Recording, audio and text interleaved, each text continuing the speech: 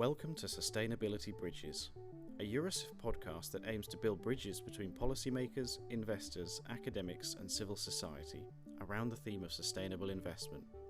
Eurosif, the European Sustainable Investment Forum, is the leading pan-European association promoting sustainable finance and investment at the European level. In these podcasts, Eurosif's Executive Director invites distinguished guests for a 30-minute conversation on current events shaping the sustainable investment community. Hello everyone, my name is Anne Risse and I work as Policy and Communication Officer at Eurosif. For this episode of Sustainability Bridges, I'm very happy to be joined by Professor Dr. Thorsten Sellhorn, who is the Director of the Institute for Accounting, Auditing and Analysis at the Munich School of Management, which belongs to the Ludwig-Maximilian-University of Munich. Thorsten, thank you very much for joining us today. Yes, Anna, thank you. It's my pleasure.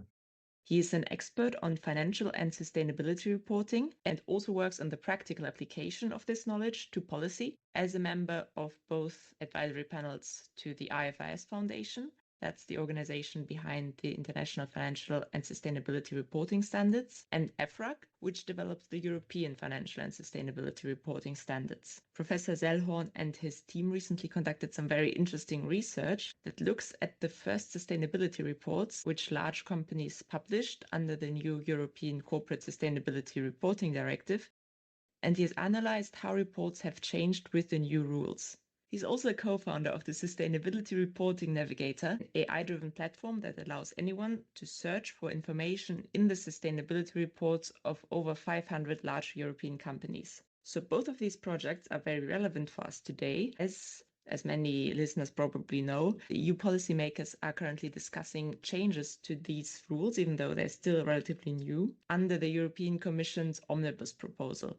We would like to take this opportunity to understand better how the rules changed, how companies do sustainability reporting, and to see what works and what does not.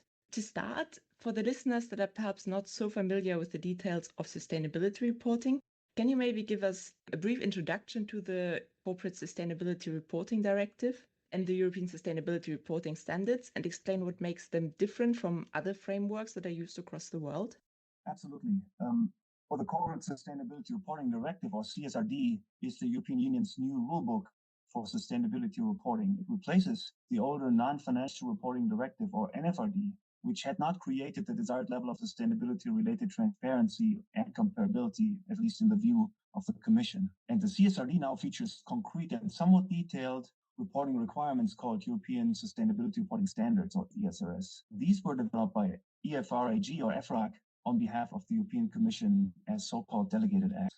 Now, it's easy to dismiss these two four-letter acronyms as just more bureaucracy from Brussels. But the frameworks are not just about ticking boxes. They're actually core pillars of the first von der Leyen Commission's Green Deal package. And they exemplify what we call targeted transparency, a new regulatory tool that doesn't prescribe what outcomes companies deliver, but instead tries to create pressure on firms through disclosure requirements. And the goal is to foster the green and social transformation by enabling stakeholders, investors, consumers, civil society, regulators to hold companies accountable and to funnel private capital into greener and more socially equitable business models, to change the face of capitalism, at least by degrees, if you will. And if you'll allow me, this is not just about more red tape.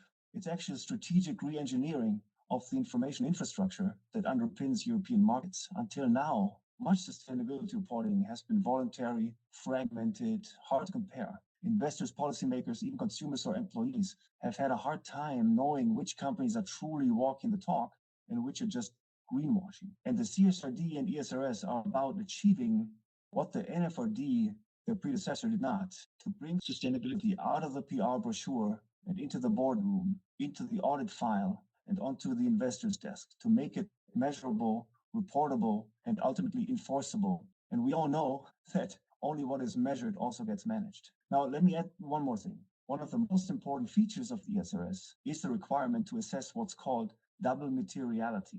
That means companies must report both on what's financially material to them, so what could affect their profits or balance sheet, and what's materially impactful from a societal or environmental perspective. So how the company's operations significantly affect people or the planet. So if something is material in either sense, it has to be disclosed. That's quite different from most other frameworks, including the NFRD, which typically focus only on financial materiality from the investor's point of view. So the CSRD and ESRS represent the EU's attempt to set a new global benchmark that redefines how companies relate to society and the planet. But as we'll talk about, I'm sure, this whole line of sustainability-related EU lawmaking is now under fire. Whether that original promise becomes reality or gets watered down before it takes fruit depends on what happens next. Thank you very much. I think that's a very good introduction to our topic. So now I would be very interested in your research. So you analyzed the first reports that have come out, but which companies did you choose for that? And which aspects of the reports were you particularly interested in? Yes, thank you for allowing me to introduce this research. We analyzed the fiscal year 2024 sustainability report of the Eurostoxx 50 companies, so among the largest public firms in Europe, were prepared under the new ESRS regime. We were interested in many things, but unfortunately, resource constraints limited us to looking at a few key items. So first of all, we looked at how report volume evolved compared to 2023, because one key objective of the new regime is to close an information gap. But since quantity is not equal to quality, we also looked at the structure and content of the reports, which topics companies chose to disclose and which they didn't, and also where companies went beyond minimum requirements in the first year of ESRS adoption. And our goal was to understand how firms are applying the new standards, not just whether, but how. And what were the main results that you found? Well, that's hard to summarize in a couple of sentences, but I'll try. So we first looked at the most obvious indicator, volume, just to make listeners appreciate that even volume is not trivial to collect and compare. There's uneven regulation. So the CSRD has been adopted in 2022, but being a directive, it needs to be transposed into member states' national laws. In some member states, that had not happened until the end of 24, including Germany, for example. So we had some companies that were preparing the 2024 reports fully in compliance with ESRS. Some had reports in accordance with ESRS, or let's say aligned with ESRS, and even other companies had reports that were still prepared under the old NFRD requirements. So there was an uneven set of reports even for 2024. But there was also an uneven starting point in 2023 under the NFRD. We had companies that had sustainability reporting information in a separate non-financial declaration. There were some that had a non-financial declaration under the NFRD plus an additional sustainability report, and even others who had already fully integrated the non-financial declaration with their management report. So it was not easy to pinpoint where in the 2023 disclosures of a company we could locate the sustainability reporting information. Having said that, we found that sustainability report volume in 24 varies substantially across the Eurostoxx 50 firms, right? Even among these very large companies. And it varied from around 20,000 words to over 180,000 words. That's an order of magnitude, right? With an average close to 90,000 words. And compared to 23, average report length increased in 24 by about 22% in terms of word count, and by about 16% in terms of page count. So we're talking about reports that increased in volume from 2023, about 133 pages, to 2024, about 154 pages. And especially firms with shorter reports in 23 expanded their reports, catching up to their peers, some more than doubling in size. However, about a quarter actually reduced their reporting volume, and some did so dramatically, particularly those that had previously issued very long separate sustainability reports. So overall, we see that 2024 report volumes seem to be converging towards an average that's significantly higher than 23. So at first blush, reporting increases. However, it's not clear that this is necessarily consistent with better information and more transparency. So we also looked at the content of the reports. And when it comes to ESG topics, almost all firms report on climate change, on their own workforce, and on business conduct, 3 of the 10 ESRS topic standards. But the depth of these disclosures varies quite a bit. Some firms meet nearly all the requirements of a given standard, while others report only selectively, even on the material topics they identified, especially when they use phase-in options in the first year. Now, interestingly, the look and feel of these reports seems to have changed also quite radically between 23 and 24. So we're seeing sustainability reports on average shifting away from glossy PR-style documents towards something much more structured and formal. They look more like financial reports. And there's a noticeable increase in the use of numbers, tables, standardized structure, and flashy visuals and images are becoming less common.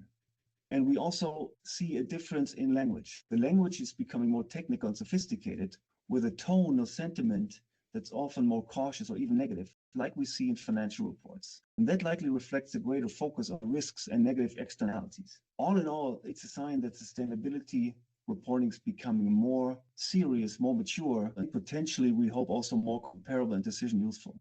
Thanks a lot. So if I can briefly summarize, on average, it is a bit longer, even though perhaps not as drastically longer as it sometimes seems, at least in the current discussions in Brussels.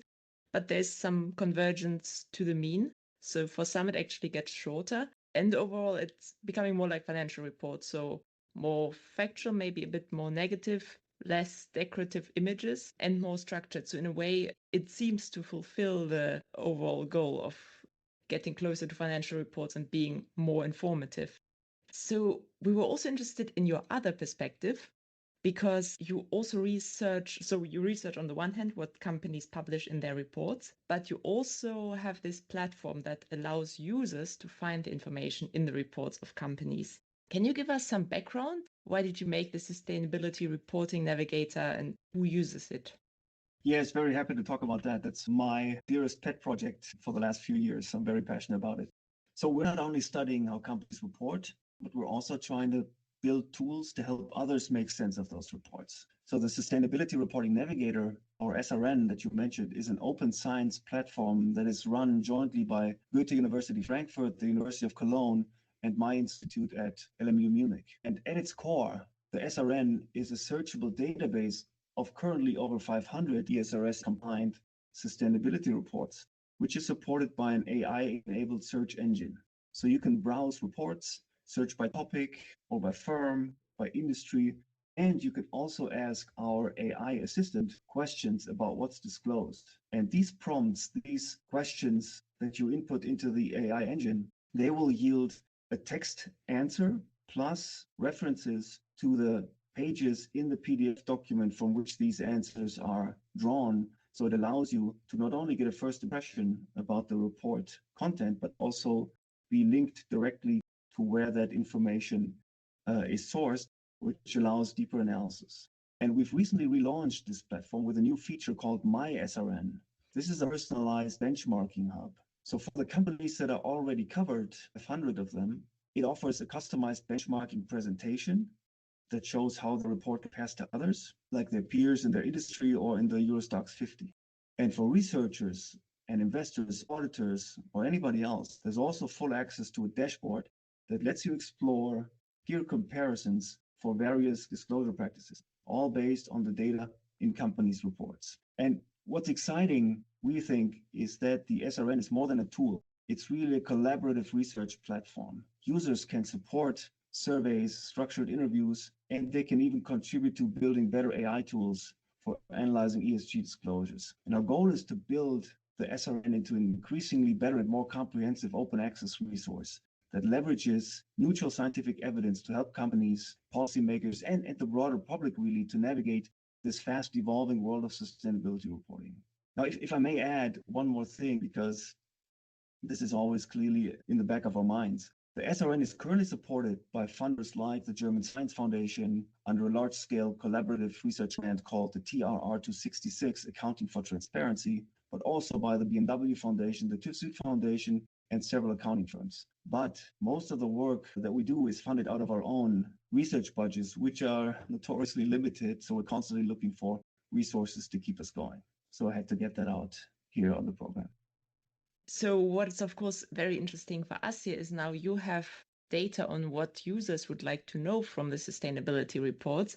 And that, as you mentioned, it's very useful from a policy perspective because it gives us an indication of what the most important disclosures are from a user perspective.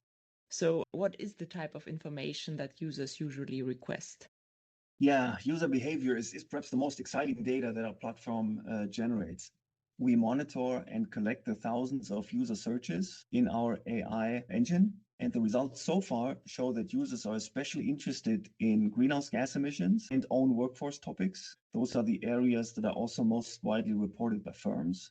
About half of the user searches request hard quantitative information, showing a clear demand for standardized ESG metrics, but there's also strong interest in how companies conducted their materiality assessments, especially the qualitative details. So it looks like these search patterns really are among the first evidence to allow us to understand what users are really looking for in sustainability reports.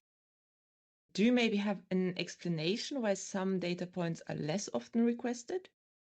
That's really a great question. Right now, we have limited visibility into who exactly our users are. The platform is open access, and so far, until recently, we had not been tracking user data. With the relaunch, we are now actually tracking some user data if a user registers and provides some information about themselves. For example, are they an investor? Are they an employee, for example? So we now increasingly see information about the users, which allows us to keep track of who is interested in what. So we can see that certain core topics like climate, this is ESRS E1, own workforce S1, and business conduct G1 get a lot of attention.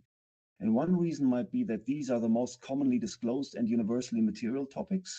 Users can actually benchmark across many firms in a meaningful way. So we interpret this as demand partly reflecting supply. It's much easier to compare when almost everyone reports on the same topic. But another big focus is on materiality assessments. And that makes sense because the materiality assessment is the key starting point in every ESRS report. It determines what a company chooses to disclose in the first place. And what's interesting is that we're seeing, and I'm simplifying here, of course, a little bit, we're seeing two kinds of reporting strategies by firms emerging. In some cases, the materiality assessment is more bottom-up, with companies steering the process. These reports tend to be strategic and focused, but possibly selective. And in other cases, companies are following a more top-down approach, which is often driven by the auditors or by compliance concerns. And these reports might cover more ground, but they risk becoming overly technical or generic. So the interest in the materiality assessment shows, in our view, that users are trying to understand why is this firm reporting what it's reporting. And that's ultimately the foundation for any meaningful comparison or accountability. That to me really shows that users are actively engaging with the reports. They don't just want to see superficial numbers, but actually see what the company has been doing. So that's really interesting. To maybe come to the policy implications of all this. So as we discussed, the companies are just starting to apply these new rules, but with the European Commission's Omnibus 1 package, they are almost immediately subject to change again, and very likely simplification, but it's still unclear because it's still in the process. Your research suggests that the CSRD does indeed mean significant changes for the companies. Certainly some new processes that will have to be set up, some new behavior that will have to be learned, but also that these changes make the reports more fact-based and more comparable. So from an investor or data user in general perspective, the CSRD seems to fulfill its purpose. It seems to improve the quality, the availability, and the comparability of the disclosures. So from our perspective, is now what matters in the omnibus process to maintain the progress that has been achieved with these new rules. Would you agree with that? Yes, absolutely. It's probably too early to tell if CSRD and ESRS have achieved their objective, but I think we're seeing evolution in the right direction. This new regime is pushing sustainability reporting to be more fact-based, structured, comparable, which is exactly what investors and other users need. ESRS are delivering on their promise, we think, raising the bar for the quality, availability, and usability of sustainability disclosures. I think that is something that emerges from our data, although clearly deeper analyses still have to be done. Now, with the Omnibus, we also think there's a real risk of rolling back some of that progress. We should avoid throwing out the baby with the bathwater.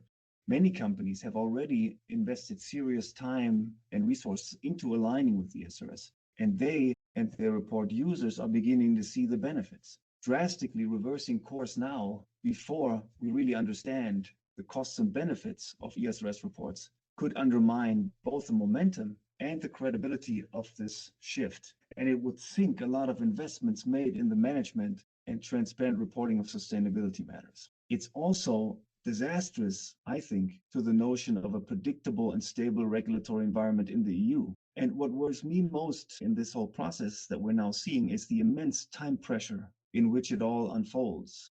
So EFRAG is now under immense time pressure to revise and simplify the standards. And that raises the risk of broad brush cuts, removing entire sections without knowing which disclosures are actually useful and which aren't. And that's not because EFRAG doesn't know how to do this. It's just that there has been too little time to have evidence-based refinements.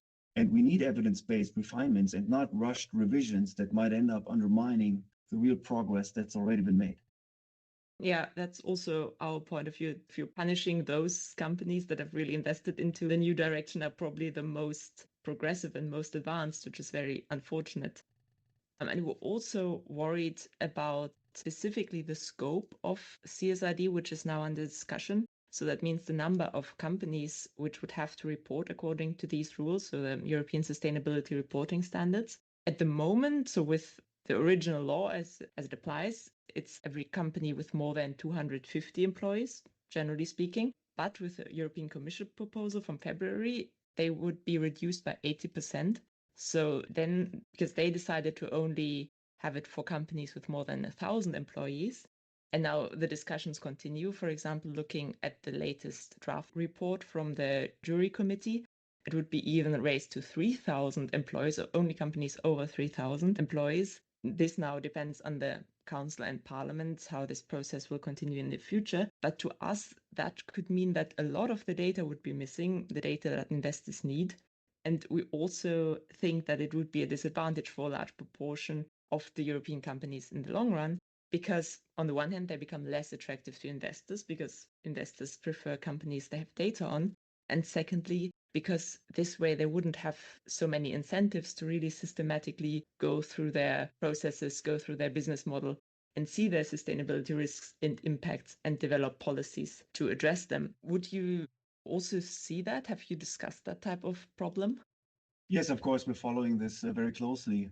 And here I'm probably going to be diverging a little bit from the kinds of statements that I can make as an academic based on the analysis we've conducted, meandering into, my own personal views. But I do share these concerns. The discussion is very much focused on this notion of proportionality, which centers on the costs to companies in preparing the information, not so much on the benefits of having data available for the greatest possible fraction of the European economy. It's entirely fair, I think, to talk about cost-benefit trade-offs. Companies are raising concerns about the one-time and ongoing costs of collecting and reporting all this new information. But so far, at least to my knowledge, we lack robust, systematic evidence about what those costs actually are.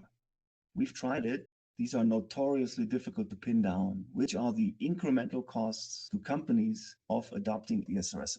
And what's often missing also from the conversation is the benefit side of the equation. Beyond the public value, greater transparency, better informed stakeholders, more efficient markets, there are also private benefits to firms and their shareholders themselves. And you've mentioned some of them.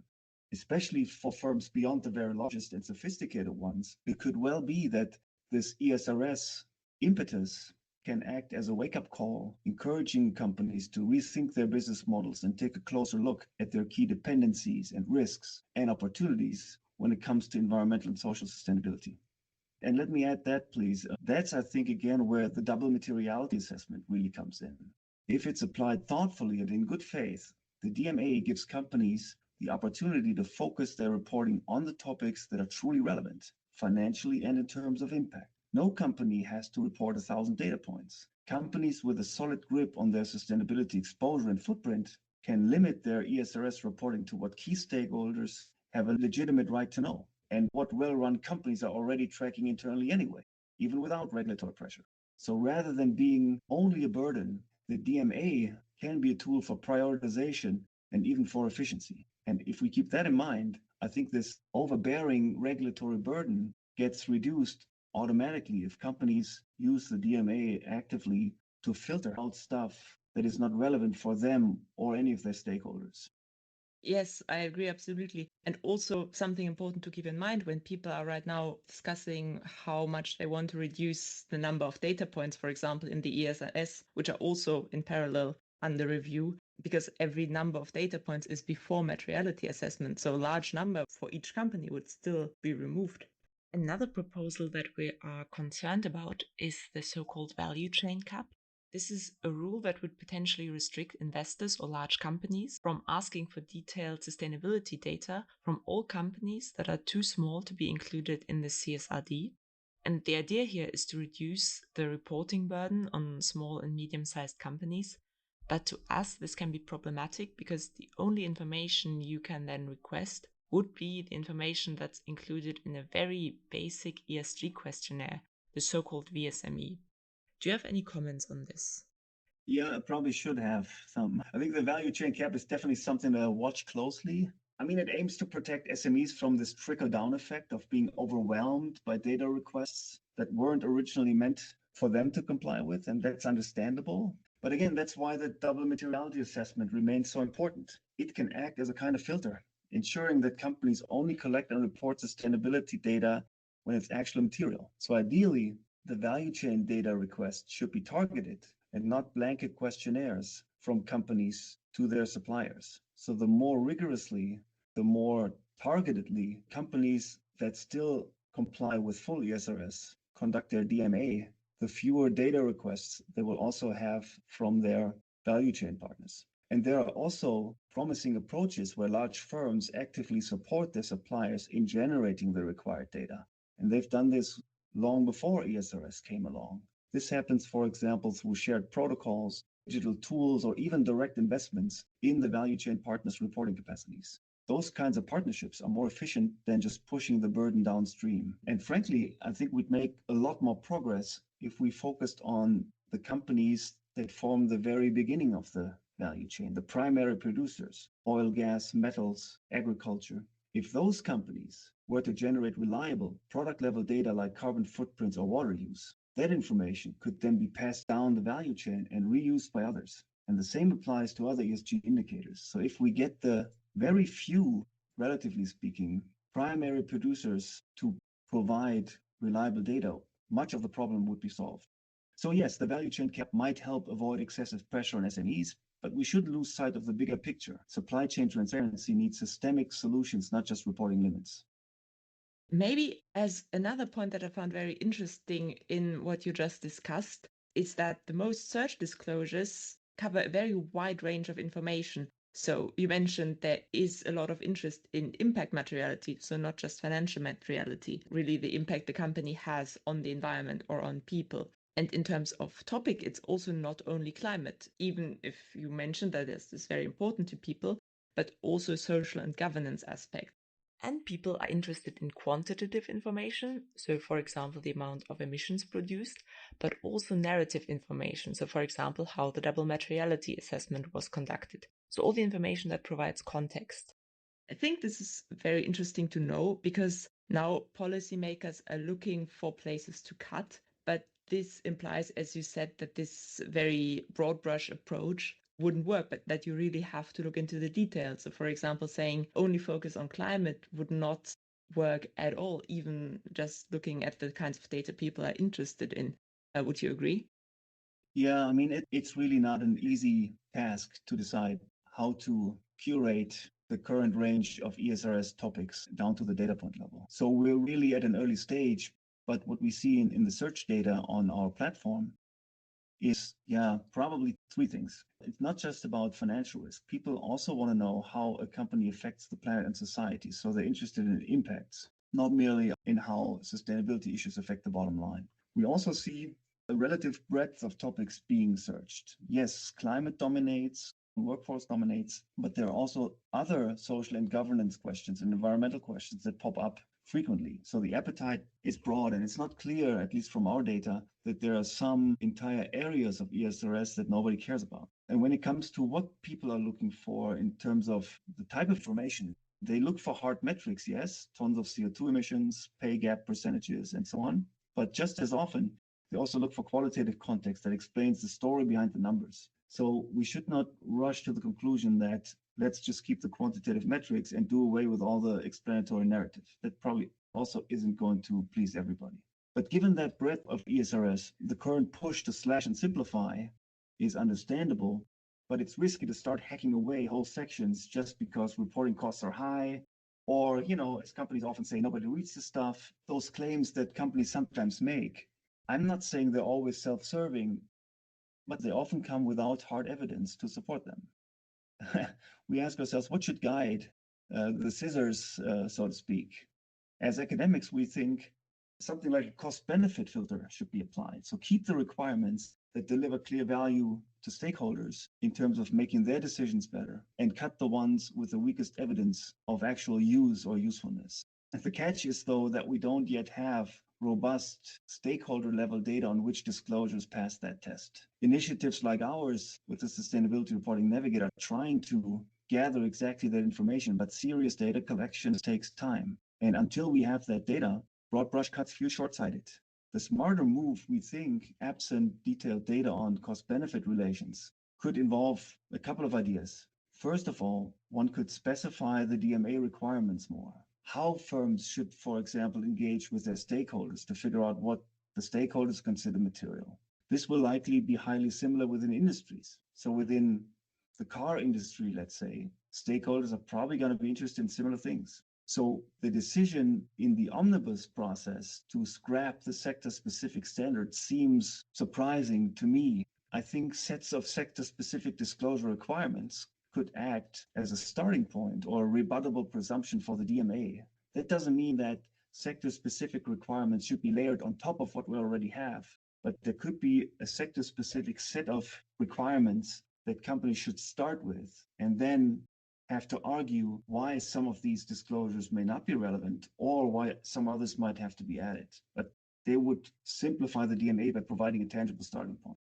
And a second thought is some of the data points that we currently see are clearly redundant. They're highly correlated with others. For example, why would you want to have 15 categories of Scope 3 emissions if only the most material one category of Scope 3 emissions is highly correlated with all others? So one could look for statistically redundant data points, and those could be cut without jeopardizing the value of the information. Otherwise, we risk dumping precisely the information that users are in fact actively searching for. Yeah, agreed also on the sector-specific standards. We've also received that feedback from investors that it would actually help to have something, at least maybe voluntary guidance, to know what to look for in your double materiality assessment targeted for each sector. So yes, thank you very much, Thorsten. We're coming to the end of our episode. I think this was a very interesting conversation on the importance of evidence and slightly more nuanced perspectives, and taking your time before rushing in and cutting data points or scope on sustainability reporting. So thank you very much for being on this podcast today. Yes, thank you, Anna. It was a pleasure. And I realized that making these comments from the sidelines of an academic life without being in the thick of actual implementation problems is easy to do. We do realize that things are not easy and are very complicated, but in principle, we think there's no way around having an evidence-based discussion rather than purely political discussion. I think evidence needs to come into play. I've seen us agreeing a lot, the two of us here in the discussion, and I hope listeners didn't find the podcast too harmonious. So thanks a lot. Thank you very much.